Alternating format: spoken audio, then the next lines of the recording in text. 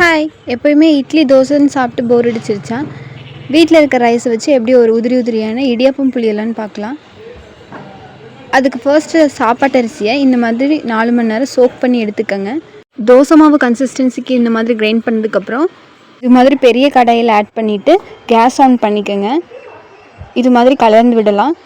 கட்டி இல்லாமல் கலரணுங்க. இது மாதிரி கிளற இடையில ஒரு குழிக்கரண்டி எண்ணெய் எடுத்து கொஞ்சம் கொஞ்சமாக ஊற்றி கிளறிக்குங்க. இது மாதிரி நல்லா கிளறி விடுங்க.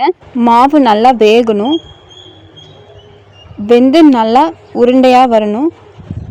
மாவு வெந்துருச்சான்னு பார்க்குறதுக்கு கையில் கொஞ்சம் நல்லா தண்ணி ஆட் பண்ணிவிட்டு இந்த மாதிரி தொட்டு பார்த்திங்கன்னா இந்த மாதிரி ஒட்டாமல் கையில் வரணும்.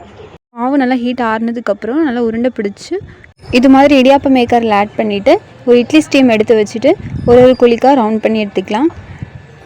மாவு ரொம்ப நேரம் வேகணும்னு இல்லை, ஆல்ரெடி மாவு வெந்திருக்கு. ஒரு 10 மினிட்ஸ் பாயில் பண்ணி எடுத்தால் போதுங்க. சைட் பை சைடு இதுக்கு ஒரு தேங்காய் பால் அரைச்சிக்கலாம். அதுக்கு ஃபர்ஸ்ட்டு தேங்காவை நல்லா துருவி இந்த மாதிரி ஒரு மிக்சிங் ஜாரில் எடுத்து வச்சுக்கோங்க.